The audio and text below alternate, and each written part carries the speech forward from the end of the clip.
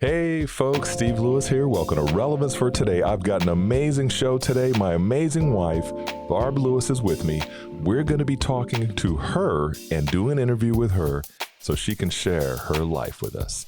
So stay tuned, folks.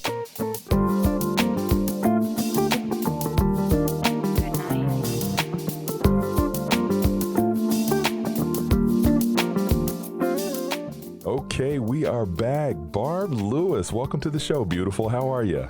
I'm doing great. Thanks for having me. Hi, everybody. Yes, it's good to have her on the show. As most of you know, you recognize her voice because you also know that she is my co-host on Outlook for a Brighter Day, the podcast show that we do together. Isn't that right, Mrs. Lewis? Yes, we love doing that. Yes, it's awesome. And so for this episode in Relevance for Today, I wanted to bring her over to my show so I can talk to her so she can encourage you folks because she has an amazing life to share with you.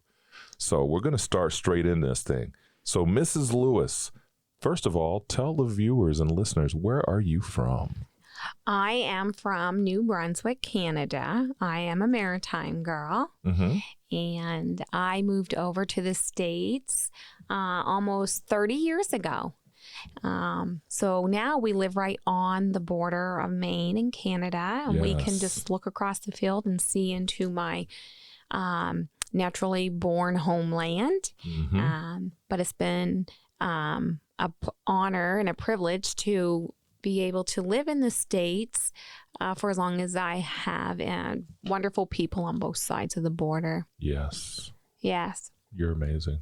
It's great to have you on the show, beautiful. So speaking of you being over here, how long have you been over here now? We've known each other since 1990. Yeah. And when did we get married, Mrs. Lewis? I've been over here 29 years. 29 years. Yeah. We got married June 1st. Permanent resident, so yes. I'm permanently here. Permanently here, folks. Yes. Can't get rid of me now.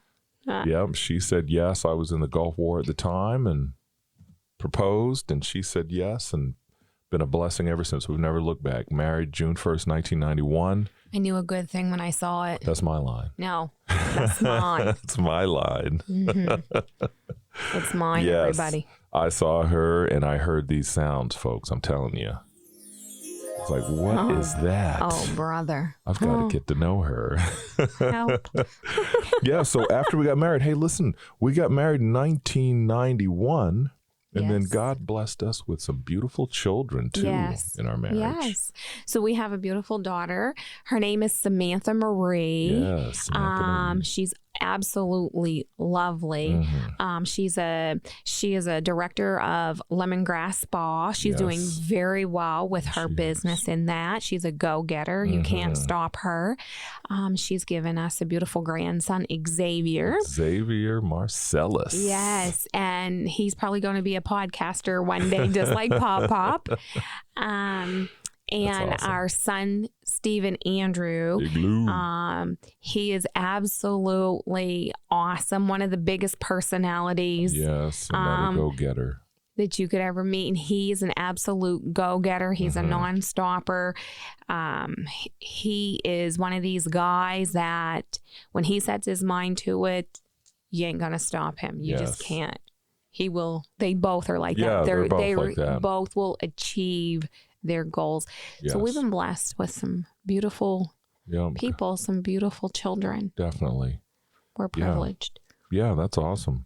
And so speaking of the children, I really want to talk to you. One of the things I want to address in this interview is motherhood. Yes. Because you are an amazing mother. I have a lot of respect for you. I look up to you in that way. Precious, beautiful woman, God. Lord. But no, on a serious note though, because I was in the Air Force, you were home with the kids. And then while I was in the Air Force, I got sick. Yeah. And ended up getting a medical retirement out of the Air Force. And so you became the breadwinner of the family. So tell us about that from your side. Well, I was at that time a CNA when you got sick, and you had mixed connective tissue disease, of course, and we had a wonderful doctor. He was the founding father of your disease. Dr. Sharp. Dr. Sharp, if you're listening, thank you for everything you've done for us and Stephen. And there was an 80%, he said, morbidity rate in your disease, 20% mortality rate. He said he wouldn't know anything for 2 years. So I'm a young 20-something-year-old woman with 2 little children, and I'm looking at an 80% chance of being literally a widow, and 20% chance of my husband living and taking care of us. So I had to make some decisions, and so I went to nursing school at that time, and I continued to work full-time. And I went into an accelerated program so I could get in and out. There was lots of days that I didn't think I was going to make it through. Going home, studying 250, 300 pages to take 3 or 4 exams the next day. But I did it, and we did it together as a family. And I remember coming home from school crying and saying, I can't do this. I can't pass every test. It's a 78. If you don't make 78, you're done. And Steve pushed me through. He's like, you can do this, Barb. You can do this. You're smart. You're strong-willed. You can do this. So with a lot of encouragement, I did it. I graduated, and I became a nurse, and that's what I've been doing ever since. And you graduated when? In 1997? 99? 90-something. Yeah, 97. It's been so long. Yeah. Over 20 years over ago. 20 years ago. Over 20, yes. And I've been in nursing since 96. Wow. So. Yeah, and I can't thank you enough for that, for taking the steps that you took to provide for us. I mean, I had my retirement and disability, but you actually took it upon yourself to get up and go out there and become the breadwinner for the family and help take care of us. And that really means a lot to me. Well, thank you. Yes. And for all you mothers out there, I mean, we might as well speak on this right now. And the fact is that, what advice do you have for other single moms out there, other mothers who have to take the lead because maybe the husband is sick and is unable to work and so forth? There's many situations out there like that. Well, moms, I know that you all are out there. Some of you are in the same boat that I was, where your husband is sick and you don't know what the sickness is going to bring to your family. There might be some moms out there where whatever the circumstance was, you're a single mom at home. You're facing everything alone, your mom and dad. Right. So what I would say to you, set your sights high. Don't fail yourself. Do what you have to do, because at the end of the day, it's going to be you and your family. Right. And if you're going to be the breadwinner, good on you. I want to link arms with you women, and all of us link arms together and make each other stronger and build each other up and say, yes, you can do this. Wherever you're at, be it the job at Walmart and you're going to work yourself up, be it your goals are to get into a college or a university, and you might have to work full time while you're doing it. Tell yourself, I can do this. I am doing this, and nothing's going to break my stride. I will do this. Believe in yourself. And if you can get together with some people that can build you up, that can speak into your life, that can help you out, get in touch with those people. Link arms with those people, because they're going to be vital in your life. Many days I came home crying and saying, Stephen, I can't do this anymore. I can't. And he held me up and he said, you can, Barb, you can do this. Just one day at a time. And I did it. So if I can do it, I promise you, in your circumstances, in your position today, you can do it too. Yep. We did a lot of praying. You know, God gave her the strength she needed. Like she said, she was reading over 200 and some odd pages. Studying them. For the next day. And having exams. And it was a lot, because with the accelerated course that she took, it was 2 years into one or 4 years into two? No, it was a 13-year program. It was 13-month. Yeah. Yep. Yeah. I was going to say 13 years and be like, what? Excuse me. Sorry. But it was no breaks. It was just straight through. Yeah. Yeah. Yeah. And I went to school with a lot of great other ladies, and we really bonded, and we pushed each other, and we listened to each other cry, and we dried each other's tears, and we'd get up out of class and we'd go in the bathroom and slap cold water on our face because we was in a classroom for 3 hours and maybe been up all night studying. Wow. And so that was my routine. I would usually get home about 5:30 every night, and I would go to bed at 8. I would get up at midnight. Wow. You remember this? Yes. I would make a whole pot of coffee. She's getting jacked up. Yeah. I would get all my books out on the table, and from midnight to 6 o'clock in the morning, I would study. I would study, and I would study, and I would study.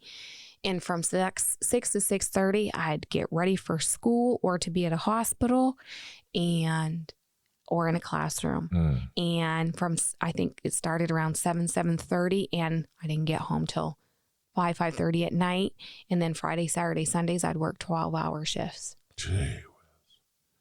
Wow. Yeah. And I did it. Yeah, she did it, folks. I'm telling you, I'm a through witness. Just faith and one day at a time, and I can do this. Lots of tears. It wasn't easy. But I can tell you this, looking back, I would not change a thing. Stepping into it, I thought, I can't do this. I don't know what I'm doing. I don't know how I'm going to do this. Looking back, it was well worth the fight. Yes.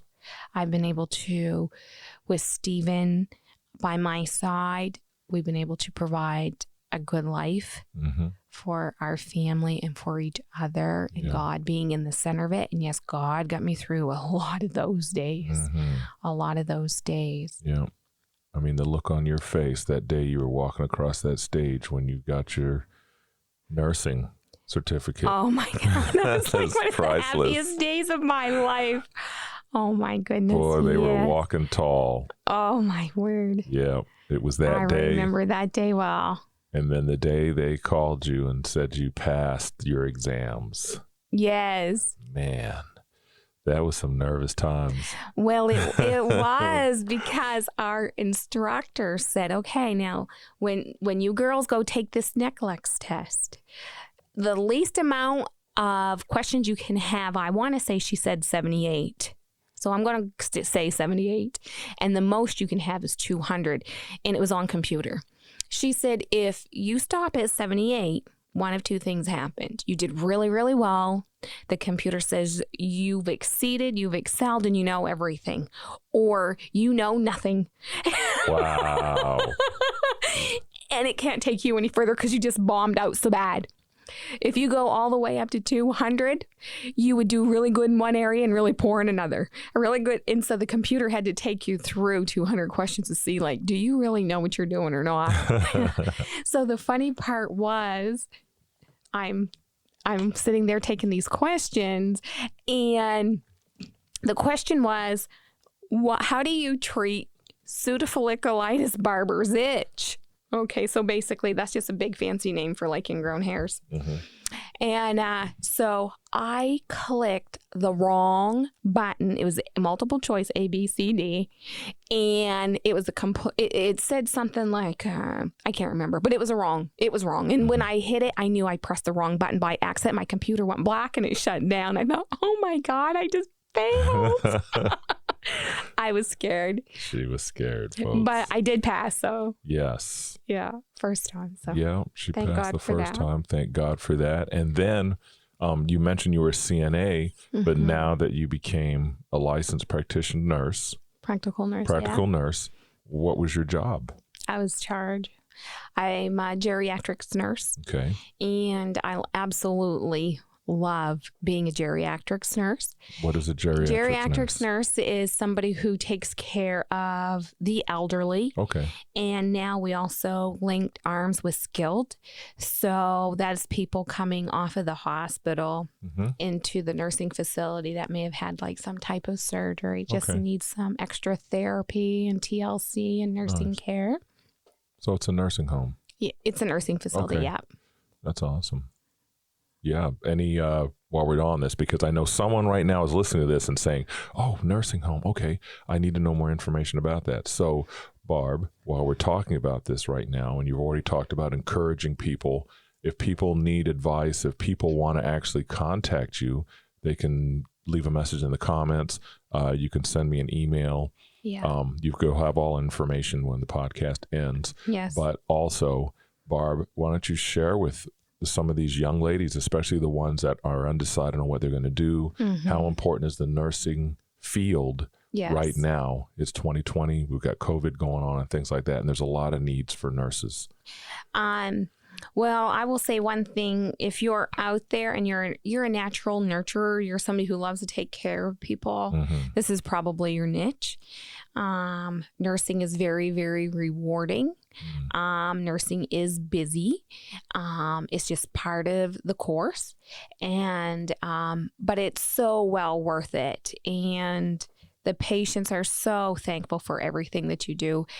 And you grow bonds and you grow friendships. And, you know, when you're not there, they'll say, oh, you must have had a couple days off. So they miss you when you do go in. Yeah. They're awesome. Barb loves the elderly. I love them. I totally love them. Yes. They're my people. Yeah. Well, that's good. So, you know, when people are undecided, because you've actually talked to some young people about nursing and they've actually taken your advice and they're nurses now. Yes. So there's also such thing as CNA helpers. And they do things like make beds and some will pass IAs or just different little things like that they're able to do. And you can pick up on these people who is a natural nurse. You know, after X amount of years of working in this, you can just pick up on.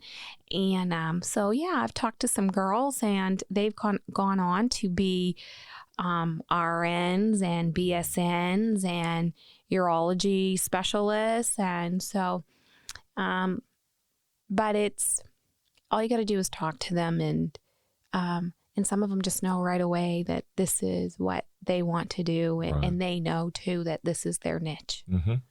Yeah, so if you're undecided and you want to know more information, like I said, once again, leave us a comment and get in touch with us. And Barb would love to give you some advice from her perspective because she has the experience. Yes. She can tell you. And definitely with the way things are going, we're definitely going to need nurses forever. Nurses are not going anywhere anytime soon, people. Definitely not. No, well, that's good. So now other life things. So we've talked about that. We've talked about nursing. We've talked about family and things like that. And, but I want to know, and I think the listeners want to know as well. So as a nurse, you see so many things happen day to day, people's lives being lost and so forth, people being saved and helped out, brought back to life and the whole 9 yards. How does that work as a nurse when it comes to your own family? Like, for example, mom. Mom passed away in 2014. Your mother did. And you really stepped up to the plate, taking care of your mother, but you also put on your game face.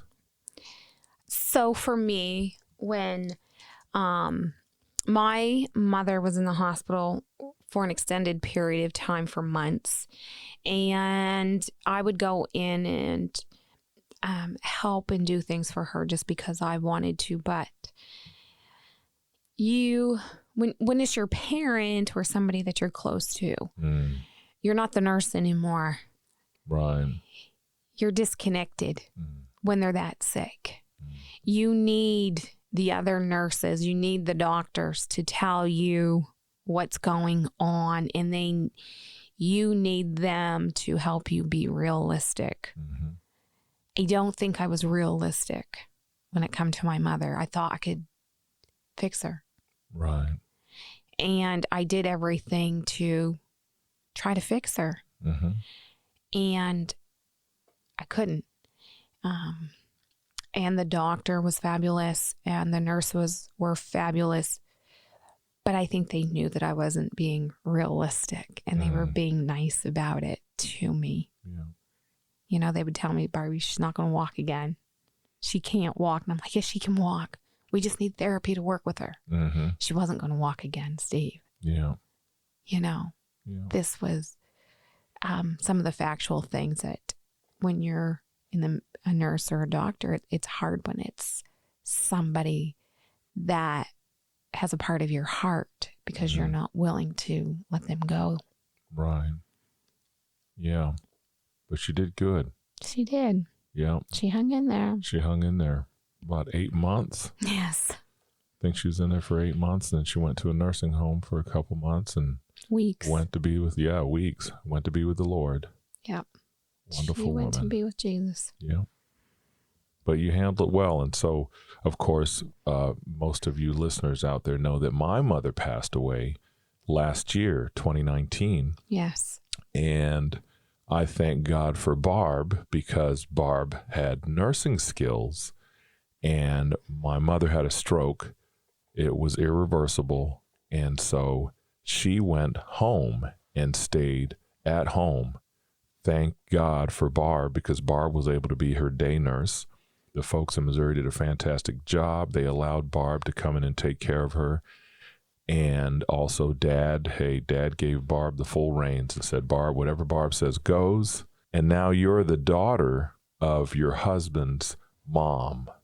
Yes. So explain how you did that because I think you did an amazing job. It was a hard time, but seeing you in action really helped us out a lot. So when I'm on our way to Missouri, I knew the prognosis on Mom.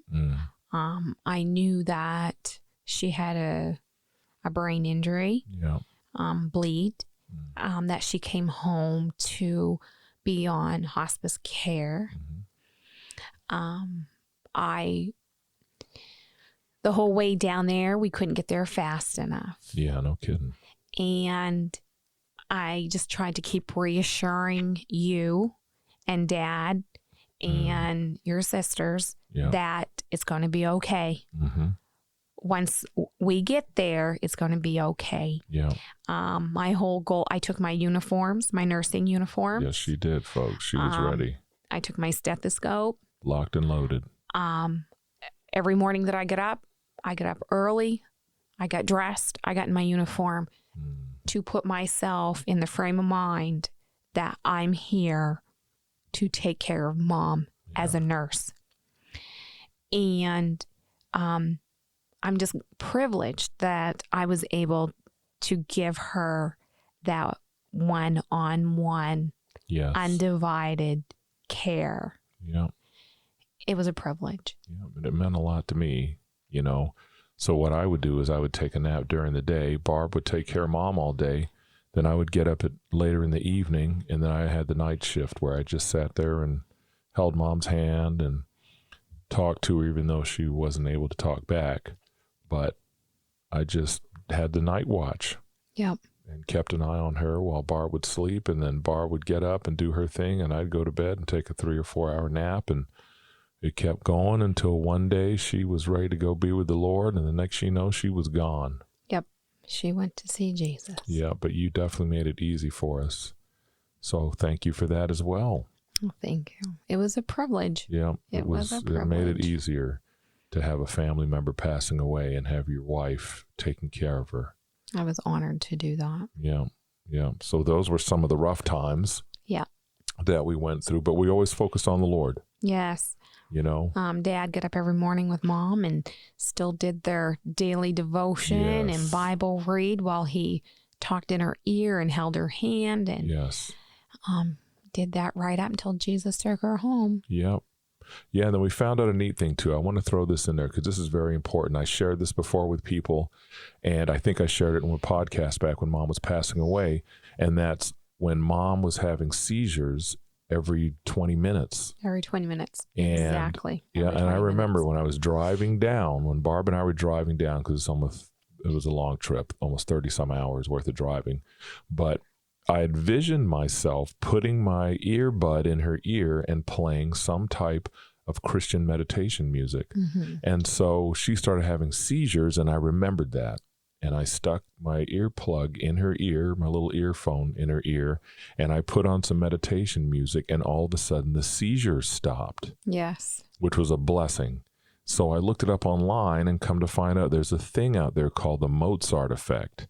And I'm telling you folks this in this show because I want you to know that if you're suffering from seizures, if you have someone that has seizures and they're timely and every so often they're having them, try putting some type of soft meditation music in their ear and playing it at a mellow volume and see if it helps control their situation. And it may not work for everyone. It might not work for everyone, but the way when I read this article after I started doing supposedly calms the brain waves.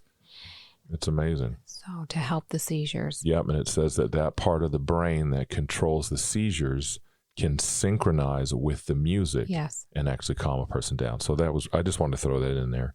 But yeah, you did a really good job with that, Barb. So I appreciate that. So now we're going on to getting some advice. Yes. You're doing a great job, by the way, Mrs. Lewis. Thanks for being on the show. This is my first interview. Yeah, it is. It's funny. So for those of you who actually watch us on Outlook for a Brighter Day, I got to share this. Okay, so he says, I'm standing upstairs. I'm wiping down the counter before I come down. And he goes, oh, you're on the end of the table. Because I've never been here when he's done an interview. I've always been at work. And I said, at the end of the table? He goes, yeah, at the end of the table. I said, okay. So I come downstairs and he's got it all set up all different. It doesn't even look like what I'm used to. So he's sitting my microphone up and he's got me in a different spot and the table all looks different. So this is a different atmosphere altogether, guys. Yeah, she's doing a great job though, isn't she? Make sure you chime in and let her know how good a job she's doing. It's fun to be here though. Yeah, it is nice. By the way, we're in the basement of the house. We've got a studio set up in the basement. So we're not very far away. So we're talking about, now what I want to get to is this. We already talked about you stepping up and being the breadwinner and so forth. But now I want to know, what advice do you have for mothers out there and parents in general? Because being the breadwinner meant you had to work a lot to provide for us. Yep. And when I say provide for us, folks, let me tell you, Barb is the type of person where whenever Samantha and Andrew had a birthday party, everybody knew about it. We had all the kids on the block were invited. That was fun. Samantha would be sitting there in her princess outfit with her crown on. She knew it was her birthday. Same thing with Andrew. He knew he was the king. Yes. Everybody knew it. Barb would go all out. She would bring elephants and giraffes if she could have found them. But, you know, you took it to the next level. Yes. Even though you had to work 5-6 days a week at times, it was always to provide for the family. Yeah. And there's many parents out there right now who are going through that same thing. Doing the exact same thing. And I know what thoughts are going through their head. Yes. So talk about that, because they need encouragement. Yes, it's not easy because you missed out on a lot. But then again, you didn't miss out on a lot, because when you go through all the photos we have, it seems like we've got thousands of photos. We're always doing something together. But talk to us. Well, the roles were definitely reversed. You were home more than me. So I did miss out on things that a lot of moms get to see, be there for. Nurses work 12-hour shifts. Right. Yeah. So by the time I leave and I get back home, I put in 13 and a half hours. So you might only see your kids a few hours out of a day, which sucks. But you got to remember, you are their provider. You are responsible. For me, I had to tell myself, you know, I need to make sure that they're taken care of, and, you know, they get what they need. Yeah. They get what I can get them. And I just always want to make sure that I'm providing for my kids. So you did an awesome job. I mean, you did a lot. I mean, it was like the kids needed braces. Barb was doing, what was that company you were doing? Oh, I did home interior. Barb would do home interior. Let me tell you something, folks. You know what I said about the elephants and the giraffes? Well, this is crazy. Samantha would need braces. Barb would go out and have a party. Yeah. So tell it. I know that this doesn't even sound real, but back then there was this company called Home Interior, and we sold home interior pictures, Tom's Kincaid pictures, candles, candelabra, anything, you name it, flower arrangements. It was all of the rage. And so I would have these big home interior parties, but they were bingo. So my home interior lady would bring all of this supplies, like all these pictures and stuff. Everybody would pay like $25 to get in. I'd have like, seriously, 30 some ladies here. Tables would be set all up. And if there was a big Thomas Kincaid picture and you wanted extra tickets, and you would say, I want another ticket, and that's another $5. And then some people made orders and yada, yada, yada. Well, I'm just going to tell you this. I made $1,100 cash that night on my home interior. Wow. That was impressive. Party. Here's the braces money. And this is the time my home interior lady in the beginning would come and do the parties, and she talked to me and said, you know, like, Barb, I just made $700 cash off your party. You need to get into this. So it took me a few months. I did it. My first party was $1,100 cash. And so I put all that money, 9:30 at night, and counting everything out and all the orders. And we had such a wonderful time. Yeah. We ate and had snacks and soda and just everything, punch. And I gave you $1,100 cash, and I said, take this down to the orthodontist. This is a down payment for Samantha's bracelet. For braces, just like that. Boom. So, yeah, that's how that worked. So stuff like that. I mean, Barb. Where there's a will, there's a way. You know, this is what it is. I mean, you got to think it through. How can I do this? Yes, think outside the box. I've got to do this, this, and this. Barb was always X on the dot. I need this, this, this. How am I going to get it? Okay, here come the kids. Time for sports. They need shoes. They need this, this, this, this, and this. I did coupons for the longest time. Yes. So I used to be that crazy coupon lady. Crazy coupon lady holding up the line. I'm covering my face, hiding. Oh, dear. But she got good deals. I did, and there was a time when I never paid for a toothbrush. Yep. Toothpaste. Deodorant. Yes, and when that Axe stuff was out for the boys, and Steve would get headaches because there was so much Axe smell around the house. But it was nice because our kids always had a lot of other children come over and spend the night and stuff. And some of those children, their parents really couldn't afford to go out and buy them. Right. You know, all of the Axe sprays and all this other stuff, toothbrushes and toothpaste. And so I had a closet full. Yeah, and we'd always make them goodie bags, Samantha's friends too.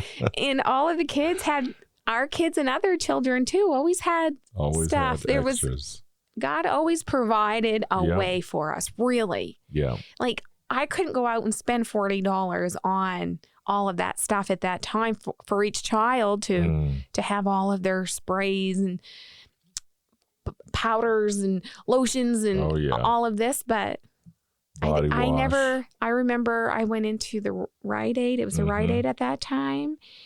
And the slip said $87 and I paid $1.27 and I kept that receipt. Yeah, that was amazing. That's fun. When the owners started thinking, we better rethink this thing because that's pretty darn good. Are we losing or winning? Yeah, so anyway, it was things like fun. That. You went above and beyond. Yeah. So what's your advice for moms out there? And we're talking about moms because, of course, Barb's a mom. Your advice for mothers out there who have to hit the daily grind and get out there and are providing for their family, and even though the thoughts are in their head of, I'm not getting as much time with them as I would like to, but I'm putting in the time now for their provision. What's your advice? I just want to first of all say, sitting back, because I know some of these women, And they hit me right in the heart because I see them work their butt off, get out there every day, take their kids to the daycare or wherever early, go pick them up at night.